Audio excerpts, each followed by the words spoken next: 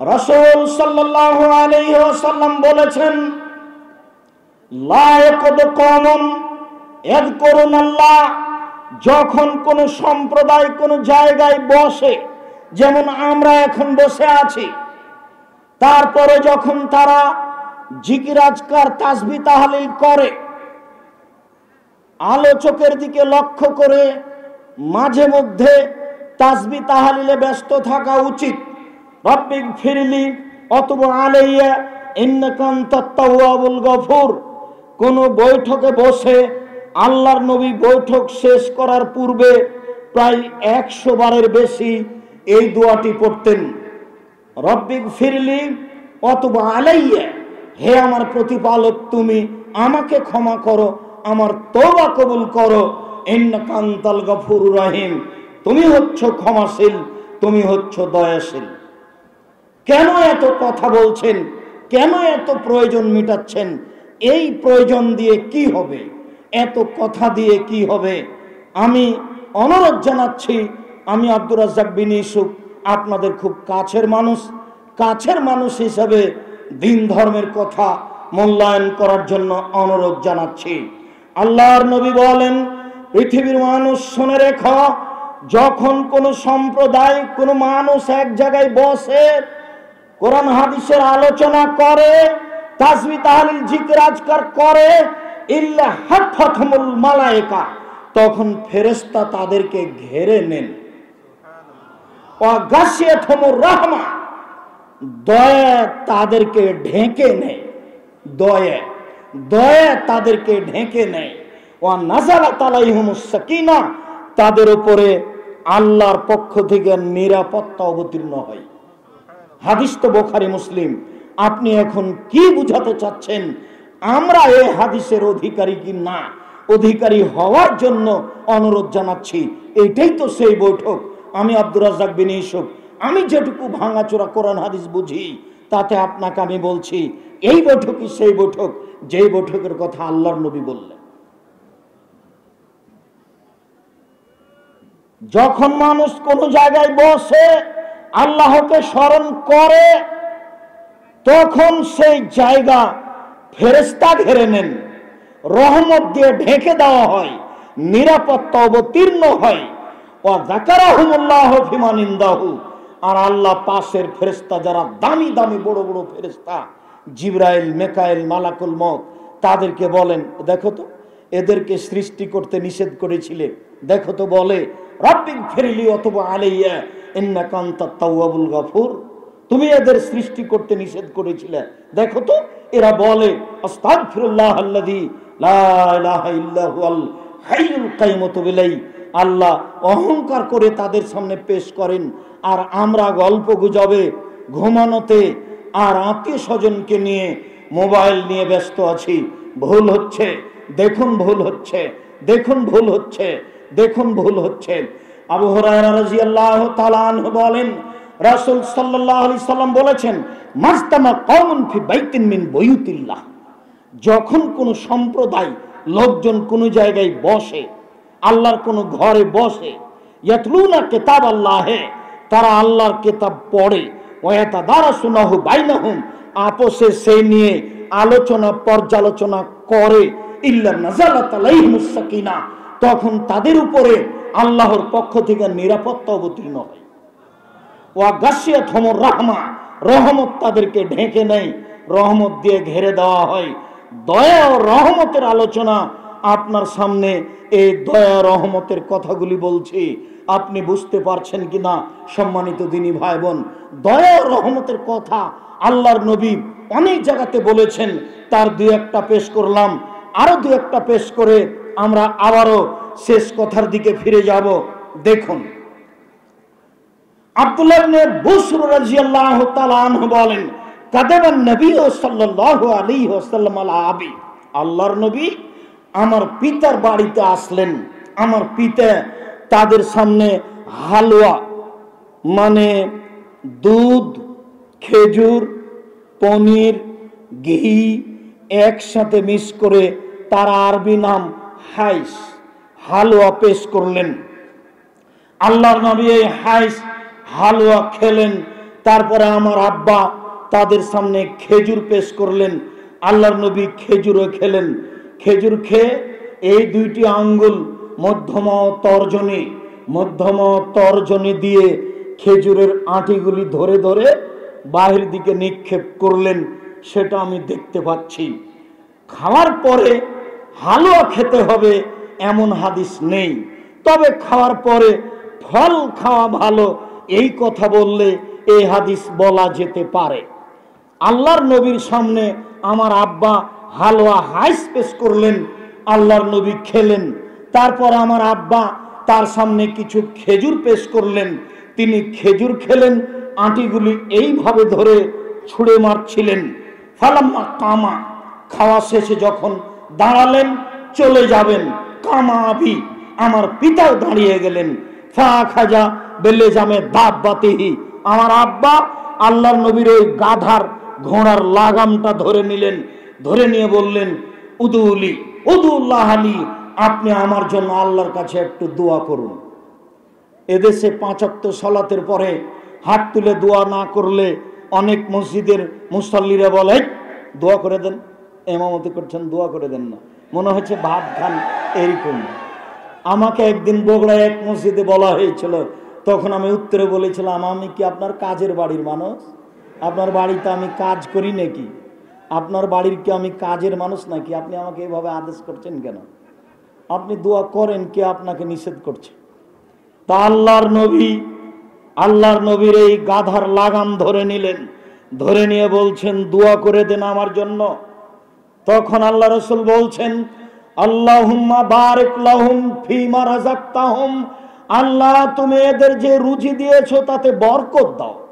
ওয়াগফির লাহুম আরহামহুম, তুমি এদের ক্ষমা করো, এদের প্রতি দয়া করো। দয়া ক্ষমা।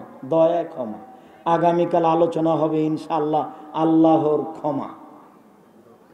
আল্লাহর নবী বললেন, আল্লাহ এদের যে রুজি দিয়েছো তাতে তুমি বরকত দাও। আল্লাহ তুমি এদের প্রতি দয়া করো, এদের ক্ষমা করো। দয়ার কথা আল্লাহর নবী বললেন। আউফ ইবনে মালিক রাদিয়াল্লাহু তাআলা আনহু বলেন, সাল্লাল্লাহু নবী সাল্লাল্লাহু আলাইহি সাল্লাম আলা জানাজা, আল্লাহর নবী একটা জানাজা করলেন একদা। ফা হাফিজতু মিন দুআইহি, সেই দিন আমি তার দোয়া মুখস্থ করেছিলাম। আল্লাহর নবী জানাজায় একটি দোয়া পড়েছিলেন, সেই দোয়া আমি মুখস্থ করেছি। আমি বলি শুনেন। সাহাবী বলতে লাগলেন, সাহাবী বলছেন, আল্লাহর নবী বললেন, আল্লাহুম্মা গফির লাহু, আল্লাহ তুমি তাকে ক্ষমা করো। ওয়ারহামহু, তুমি তার প্রতি দয়া করো। ওয়াফিহি ওয়াফানহু, তুমি তাকে মাফ করো, তুমি তার প্রতি নিরাপত্তা অবতীর্ণ করো। ওয়াকরিম নজলাহু, তুমি তাকে দামি সম্মানী খাদ্য খেতে দাও। ওয়াসি মাদখালাহু, তুমি তার থাকার জায়গা প্রশস্ত করে দাও। অনাক্কেহু, তুমি তাকে ধুয়ে পরিষ্কার করে দাও। কামা নাক্কাইতা ফাওয়াল আবিজ মিনাদ দানাস, তুমি যেমন সাদা কাপড়কে ময়লা থেকে ধুয়ে পরিষ্কার করো। আবদুলহু দারান খায়রান মিন দারিহি, দুনিয়াতে যে বাড়ি ছিল তার চেয়ে সুন্দর বাড়ি দাও। আহলান খায়রান মিন আহলিহি, দুনিয়ার যে পরিবার ছিল তার চেয়ে সুন্দর পরিবার দাও। ওয়া জাওজান খায়রান মিন জাওজিহি, দুনিয়াতে যে স্ত্রী ছিল তার চেয়ে সুন্দর স্ত্রী দাও। আদখিলুল জান্নাহ, তুমি তাকে জান্নাতে প্রবেশ করাও। ওয়াইদহু মিন আযাবিল কবর, তুমি তাকে কবরের শাস্তি থেকে বাঁচাও। অমিন আযাবিন নার, তুমি তাকে জাহান্নামের শাস্তি থেকে বাঁচাও। আল্লাহর নবী ওই মরা মানুষকে লক্ষ্য করে যে দোয়া পড়লেন, সেই দোয়া আমি মুখস্থ করেছি। সেই দোয়াতে একটা বাক্য আছে, আল্লাহ তুমি তার প্রতি দয়া করো। আবু হুরায়রা রাদিয়াল্লাহু তাআলা আনহু বলেন, ইন্না লিল্লাহি মিয়া রাহমা, আল্লাহর নিকটে ছিল 100টি দয়া। আনজালা মিনহা রাহমাতান ওয়াহিদা বাইনাল জিন্নি ওয়াল ইনসি ওয়াল হাম্মে, আল্লাহ তাআলা তার একটি দয়া অবতীর্ণ করলেন জিনের মাঝে, মানুষের মাঝে, চতুষ্পদ প্রাণীর মাঝে, হিংস্র প্রাণীর মাঝে। ফাবিহা ইয়াতাতাফুনা, একটি দয়ার ভিত্তিতে মানুষ পশু প্রাণী পরস্পরে ভালোবাসা দেখায়। অবেহাই ইয়াতারাহামুনা, একটি দয়ার ভাগ পেয়ে পশু প্রাণী মানুষ পরস্পরে দয়া করে থাকে। অবেহা তাতফুল ওয়াহসালা ওয়ালাদেহা, একটি দয়ার ভাগ পেয়ে হিংস্র প্রাণী তার বাচ্চার প্রতি দয়া করে। সম্মানিত দিনী ভাই বোন, একটি দয়ার ভাগ পেয়ে গাভী তার বাচ্চাকে আদর করে চাটে, একটি দয়ার ভাগ পেয়ে কুকুর তার বাচ্চাকে আদর করে ডাকে, একটি দয়ার ভাগ পেয়ে সাপ তার বাচ্চাকে আদর করে, একটি দয়ার ভাগ পেয়ে মুরগি তার বাচ্চাকে আদর করে ডাকে, একটি দয়ার ভাগ পেয়ে মানুষ তার ছেলে মেয়েকে শতবার চুমা দেয়, আদর করে কোলে নেই। 99টি দয়া অক্ষর আল্লাহ তাআলা ৩৩ রাহমা, আল্লাহ তাআলা 99টি দয়া রেখে দিয়েছেন নিজের কাছে।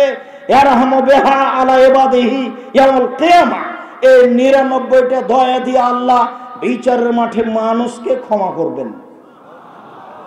একটি দয়ার ভাগ যদি এমন হয়, তাহলে 99টি দয়ার ভাগ কেমন হতে পারে? একটি দয়ার ভাগ যদি এমন হয়, তাহলে 99টি দয়ার ভাগ কেমন হতে পারে? ওমর ইবনুল খাত্তাব রাদিয়াল্লাহু তাআলা আনহু বলেন, কাদেম আলান নবী সাল্লাল্লাহু আলাইহি সাল্লাম সাবিয়্য, আল্লাহর নবীর নিকটে একদল বন্দী মানুষ আসলো, আটকা পড়েছে, বন্দী হয়েছে। অবিহি ইমরাতুন, সেখানে ছিল একজন মহিলা, তাহাল্লাবু সাদিওহা, তার বাচ্চা না থাকার কারণে স্তনে দুধ বেশি হয়ে গেছে, মনে হচ্ছে যেন স্তন থেকে দুধ ঝরে পড়বে। তাসা, এমত অবস্থায় মহিলা ছুটাছুটি করছে, কোথায় বাচ্চা পাওয়া যাবে, বাচ্চাকে দুধ খাওয়াবে। ফা ওয়াজাদাত সাবিয়ান ফিস সাবিয়ে, হঠাৎ করে সে বন্দীদের মাঝে তার বাচ্চাকে পেয়ে নিয়েছে। ফা খাজাতহু, মহিলা বাচ্চাকে ধরে নিয়েছে। ফাল সাকাতহু বেবাতনিহা, বাচ্চাকে পেটের সাথে জড়িয়ে ধরেছে। ফার জাতহু, তারপর বাচ্চাকে দুধ খাওয়ানো আরম্ভ করেছে। আল্লাহর নবী বললেন, মা তারাউনা হাজিহি, সঙ্গী সাথী তোমরা এই মহিলার ব্যাপারে কি মনে করো? আতাতরাহু আলাদাহা ফিন্নারে, এই মহিলা কি তার বাচ্চাকে আগুনে নিক্ষেপ করতে পারে? সঙ্গী সাথী কি বলতে চাও? এই মহিলা কি তার বাচ্চাকে আগুনে নিক্ষেপ করতে পারে? কুল্লাল্লাহ, আমরা বললাম জি না, মহিলা তার বাচ্চাকে আগুনে নিক্ষেপ করতে পারে না। তখন আল্লাহর নবী বললেন, শুনে রেখো, লাল্লাহু আরহামু আলা ইবাদিহি মিন হাজিহি আলা ওয়ালাদিহা ও বিওয়ালাদিহা, এই মহিলা তার বাচ্চার উপরে যত দয়াশীল, এই মহিলা তার বাচ্চার উপরে যত দয়াবান, এই মহিলা তার বাচ্চার উপরে যত দয়াশীল, আল্লাহ তার বান্দার উপরে এর চেয়ে লক্ষ কোটি গুণ বেশি দয়াশীল। মহিলা যেমন তার বাচ্চাকে জাহান্নামে নিক্ষেপ করতে পারে না, আগুনে নিক্ষেপ করতে পারে না, আল্লাহ তার বান্দাদেরকে আগুনে নিক্ষেপ করতে পারেন না। একটু দয়ার আশাধারী হওয়া দরকার। উমামা বাহিলি রাদিয়াল্লাহু তাআলা আনহু বলেন, রাসূল সাল্লাল্লাহু আলাইহি সাল্লাম বলেছেন, ওয়াদানি রাব্বি, আমার প্রতিপালক আমার সাথে চুক্তি করেছেন। আমাদের নবী বলেন, আমার প্রতিপালক আমার সাথে ওয়াদা করেছেন, আমার প্রতিপালক আমার সাথে চুক্তি করেছেন, আমার প্রতিপালক আমার সাথে ওয়াদা করেছেন, আইয়ুদখিলা মিন উম্মতি ৭০,০০০ লা হিসাবা আলাইহিম ওয়ালা আযাব, আমার উম্মতের ৭০,০০০ মানুষকে তিনি জান্নাতে দিবেন, যাদের হিসাব হবে না, যাদের শাস্তি হবে না, যাদের হিসাব হবে না, যাদের শাস্তি হবে না, যাদের হিসাব হবে না, যাদের শাস্তি হবে না। মা কুল্লি আলফিন ৭০,০০০, প্রত্যেক হাজারের সাথে আরো ৭০,০০০, প্রত্যেক হাজারের সাথে আরো ৭০,০০০, প্রত্যেক হাজারের সাথে আরো ৭০,০০০। আমার সাথে আমার প্রতিপালক চুক্তি করেছেন, আমার প্রতিপালকের সাথে আমার চুক্তি হয়েছে। সালাসা হাসায়াতিন মিন হাসায়াতি রাব্বি, আমার প্রতিপালক বিচারের মাঠে ৩ অঞ্জলি মানুষ জাহান্নাম থেকে বের করে জান্নাতে দিবেন। আমার প্রতিপালক ৩ অঞ্জলি মানুষ জাহান্নাম থেকে বের করে জান্নাতে দিবেন। আমার প্রতিপালক ৩ অঞ্জলি মানুষ জাহান্নাম থেকে বের করে জান্নাতে দিবেন। তাই তো 16 ভাষার পণ্ডিত ডক্টর শহীদুল্লাহ মাওলানা আব্দুল্লাহ আল কাফি আল কুরাইশিকে বলেছিলেন, জনাব, আল্লাহর হাত কি ছোট? আল্লাহর হাত তো জাহান্নামের চেয়ে বড়। যখন আল্লাহ তাআলা তার হাত দিয়ে জাহান্নাম থেকে মানুষকে বের করে জান্নাতে দিবেন, যেহেতু হাত বড়, কাজে জাহান্নামে কোনো মানুষ থাকবে না, সব মানুষ জাহান্নাম থেকে বের হয়ে জান্নাতে চলে আসবে। তখন মাওলানা আব্দুল্লাহ আল কাফি আল কুরাইশি রাহিমাহুল্লাহ বলেছিলেন, জনাব শুনুন, আপনার কথা ঠিক, এ কথাই ঠিক যে আল্লাহর হাত জাহান্নামের চেয়ে বড়। একথাই ঠিক যে আল্লাহর হাত জাহান্নামের চেয়ে বড়। তবে মনে রাখবেন, অন্তরে ঈমান থাকবে না যার, অঞ্জলিতে আসার সুযোগ হবে না তার। অন্তরে ঈমান থাকবে না যার, অঞ্জলিতে আসার সুযোগ হবে না তার। অন্তরে ঈমান থাকবে না যার, অঞ্জলিতে আসার সুযোগ হবে না তার। সম্মানিত দিনী ভাই বোন, আমাদের নবী মুহাম্মদ সাল্লাল্লাহু আলাইহি সাল্লাম বলেন, আমার সাথে চুক্তি হয়েছে, আল্লাহ আমার উম্মতের মানুষকে এইভাবে জান্নাতে দিবেন। আল্লাহর রহমত অনেক। আল্লাহর রহমত থেকে নিরাশা হতে হবে না। আল্লাহর দয়া রহমত আমরা পাবো ইনশাআল্লাহ। এই আশা রেখে বাকি জীবন তাকে বলতে হবে, রব্বিগফির ওয়ারহাম ওয়া আনতা খায়রুর রাহিমিন। তুমি দয়া করো, তুমি ক্ষমা করো। আন্নী মাসানি যুরর ওয়া আনতা আরহামুর রাহিমিন। আমি বড় বিপদে, তুমি বড় দয়াবান। আমি বড় বিপদে, তুমি বড় দয়াবান। সম্মানিত দিনী ভাই বোন, আমি আলোচনার এক পর্যায়ে এসে আপনাদেরকে জানাই এতটুকু যে আমি আপনাদের সামনে কোরআন হাদিসের কথা বিষয়ভিত্তিক আলোচনা করে থাকি, সাথে সাথে আমার মনের স্বাদের কথা আপনাদের সামনে পেশ করে থাকি। আমার মনে বড় স্বাদ, এদেশের মাটিতে আমি যে কোনো মূল্যে উন্নত মানের প্রতিষ্ঠান গড়বই ইনশাআল্লাহ। সেটাই জামিয়া সালাফিয়া। 2013 সালের 24 আগস্ট রোজ মঙ্গলবার সকাল 11টার সময় জামিয়া সালাফিয়া রূপগঞ্জ নারায়ণগঞ্জ ঢাকার মাঠে বলেছিলাম, আমার হাতে টাকা নেই এ কথাও সত্য, এখানে প্রতিষ্ঠান গড়বে এ কথাও সত্য, ইনশাল্লাহ গড়বে। সেই জামিয়া সালাফিয়া রূপগঞ্জ নারায়ণগঞ্জ ঢাকা এখন প্রায় 50 বিঘা জমির উপরে অবস্থান করে আলহামদুলিল্লাহ। 2016 সালের 17ই ফেব্রুয়ারি রোজ মঙ্গলবার সকাল, রোজ বুধবার বিকেল 4:30 5টার সময় জামিয়া সালাফিয়া ডাঙ্গিপাড়া কবা রাজশাহীর মাঠে বলেছিলাম, আমার হাতে টাকা নেই এ কথা সত্য, এখানে প্রতিষ্ঠান গড়বে এ কথা সত্য, ইনশাল্লাহ গড়বে। আজকে আপনি দেখতে পাচ্ছেন, ওখান থেকে তাকালে জামিয়া সালাফিয়ার শেষ মাঠ ওই দিকে লম্বাভাবে তাকাতে হয়। প্রায় 24 থেকে 25 বিঘা জমির উপরে জামিয়া সালাফিয়া অবস্থান করে। 7 থেকে 8 একর জমির উপরে জামিয়া সালাফিয়া অবস্থান করে। যারাই দেখেন তারাই মনে করেন এটা 24-25 বিঘা নয়, মনে হয় এটা প্রায় 50 বিঘা। আজকেও বড় বড় উচ্চশিক্ষিত ডক্টরগণ উপস্থিত হয়েছেন, যাদের বক্তব্য শুনেছেন, আরও শুনবেন। তারা বলছেন, আব্দুর রাজ্জাক সাহেব এ তো মনে হচ্ছে 40-50 বিঘা জমি। তা আমি বললাম, ভাইজান আমি তো কিনেছি, আমি তো ভালো জানি বলে আমার মনে হচ্ছে। আমি তো নিঃস্ব অসহায় মানুষ, কচুর পাতার পানি, কচুর পাতার উপরে আমরা চাঁপাইনবাবগঞ্জের মানুষ, রাজশাহী কচুর পাতার উপরে পানি থাকলে পানি টলমল করে, কখন পড়ে। আমি নিঃস্ব অসহায় মানুষ, আমার কোনো দলীয় ক্ষমতা নেই, আমার কোনো সাংগঠনিক ক্ষমতা নেই, আমার কোনো বংশীয় ক্ষমতা নেই, আমার কোনো ব্যক্তিগত ক্ষমতা নেই, আমি কোনো তেমন অর্থ সম্পদ রাখি না। নিঃস্ব মানুষ সৈন্যের উপরে দাঁড়িয়ে আল্লাহর উপরে ভরসা করে জামিয়া সালাফিয়ার কথা বলে থাকি। সম্মানিত দিনী ভাই বোন, আমার এই কথার উপরে আপনাদের একটা ভিত্তি থাকা আন্তরিকভাবে আমি কামনা করি। তারই ভিত্তিতে প্রথম যেটা বলবেন সেটা হলো এই, আল্লাহ তুমি জামিয়া সালাফে কবুল করো। দ্বিতীয় যেটা করবেন সেটা হচ্ছে এই যে আপনার টাকা ছাড়া জামিয়া সালাফে গড়ুক এটা আমি চাই না, গড়ে যাবে এ কথাই ঠিক। হয়তোবা যারা উপস্থিত হয়েছি অনেকে টাকা দিনি, কিন্তু হয়েছে তো এই মসজিদটা অবস্থান করে প্রায় 90 শতক জমির উপরে, সম্পূর্ণই কিনা।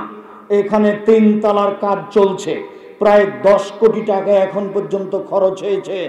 3 তলার পিলারগুলি করা আছে, তা আপনি দেখতে পাচ্ছেন। তাহলে কেউ না কেউ পয়সা দিয়েছে, এ তো আমার পয়সা নয়, আমি তো নিঃস্ব মানুষ, আমি কোথায় পয়সা পাবো? আপনি যদি না দিয়ে থাকেন, না দেন তবু হয়ে যাবে, কিন্তু আপনি দিবেন না আপনার পয়সা ছাড়া জামিয়া সালাফিয়া গড়ুক, এটা আমি কখনো চাইনি। আমি সব সময় বলেছি, পতিতালয়ের মহিলা যদি কুকুরকে পানি পান করিয়ে জান্নাত পেতে পারে, পতিতালয়ের মহিলা যদি কুকুরকে পানি পান করিয়ে জান্নাত পেতে পারে, তাহলে আপনি জামিয়া সালাফিয়া সঠিক আকীদার প্রতিষ্ঠানে 10 টাকা দান করে জান্নাত পাবেন ইনশাআল্লাহ। এই আশা ভরসা নিয়ে আমি আপনাদেরকে দানের কথা বলে থাকি। আপনাদের সামনে আমি কিছু বিবরণ পেশ করব। তো সেই বিবরণের প্রথম অংশ বলে থাকি, এখানে তো মসজিদ নির্মাণ হচ্ছে, দেখেছেন, দেখবেন সে এই দিকে উত্তর দিকে পশ্চিম কোণায় একটা একাডেমিক ভবন তৈরি হচ্ছে, ছাদ হবে বলে প্রায় প্রস্তুত হয়ে চলেছে, যাতে 3000 ছাত্র একসাথে ক্লাস করতে পারবে। নির্মাণের কাজ এখানে এইভাবে চলছে। আর বায়তুল হাম জামে মসজিদের জন্য জামিয়া সালাফিয়া রূপগঞ্জ নারায়ণগঞ্জ ঢাকায় 200 শতক জমি বরাদ্দ করা হয়েছে, যার ভরাটের কাজ চলছে। অচিরেই জামিয়া সালাফিয়া রূপগঞ্জ নারায়ণগঞ্জ ঢাকায় বায়তুল হাম জামে মসজিদ আরম্ভ হবে, যার একতলায় 10,000 মানুষ একসাথে সালাত আদায় করতে পারবে ইনশাআল্লাহ। ওই প্রতিষ্ঠান প্রায় 50 বিঘা জমির উপরে অবস্থান করছে বলে আমরা আশা করছি ইনশাআল্লাহ। ওই মসজিদ লক্ষ্য করে, ওখানে মেয়েদের একাডেমিক ভবন, আবাসিক ভবন লক্ষ্য করে, এই মসজিদে একাডেমিক ভবন লক্ষ্য করে দানের হাত প্রশস্ত করবেন, কখনো সংকীর্ণ করবেন না। আগামীকাল কথা হবে, এখন এতটুকু কথা থাকছে যে মনে রাখবেন, দানের উপর দিয়ে পৃথিবীতে শক্তিশালী কোনো ইবাদত নেই। সালাত নামাজ শুধু আপনার উপকার করে, আর একজনের করতে পারে না। সিয়াম রোজা শুধু আপনার উপকার করে, আর একজনের করতে পারে না। হজ শুধু আপনার উপকার করে, আর একজনের করতে পারে না। সম্মানিত দিনী ভাই বোন, তাসবিহ তাহলিল জিকির আজকার শুধু আপনার উপকার করতে পারে, আর একজনের করতে পারে না। কিন্তু যদি আপনি দান করেন, বাপ মায়ের নামে দান করেছেন, কবরের শাস্তি বন্ধ হয়ে যাবে। আপনি দান করছেন বাপ মায়ের নামে, আপনার বাপ মা সেই নেকি পেয়ে যাবে, আপনিও পাবেন, তারাও পাবে। আল্লাহর নবী বলছেন, দান মানুষের পাপকে মিটিয়ে দিতে পারে, পানি যেমন আগুনকে নিভিয়ে দিতে পারে। রাসূল সাল্লাল্লাহু আলাইহি ওয়াসাল্লাম বলেন, দান আল্লাহর রাগকে, ক্রোধকে মিটিয়ে দেয়। অতএব ইবাদতের জগতে সবচেয়ে শক্তিশালী ক্ষমতাধর ইবাদত হচ্ছে দান। ভুলেও পয়সা ও পাত্রে ব্যয় করবেন না, যেখানে সেখানে চা খাবেন না। আমি তো আমার জীবনে, ছাত্র জীবনে কখন বসেছি তা মনে নাই। এই দীর্ঘ